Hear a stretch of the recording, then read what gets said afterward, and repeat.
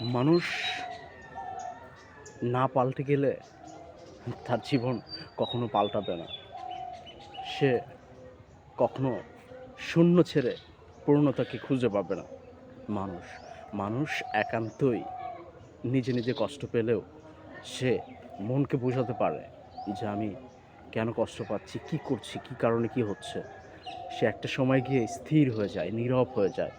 বাস্তবতার সাথে চলতে গেলে অনেক কিছুই পাল্টাতে হয়। তো প্রয়োজন বোধে আপনি নিজে পাল্টাবেন। অন্যকে না পাল্টানোর চেষ্টা করে আগে নিজে পরিবর্তন হয়ে যান। নিজে পাল্টে যান, নিজে চেঞ্জ হয়ে যান। দেখবেন কিছুটা পরিবর্তন আপনার মধ্যে আসছে, যেটা এক ছিপটে ফোঁটার মতন আপনার জীবনকে একটু পাল্টে দিতে পারে। সো এই জিনিসগুলোতে দেরি করতে নাই, কোনো কনফিউশন নাই। কনফিউশন নিয়ে যদি চলেন তাহলে সমস্যা আছে।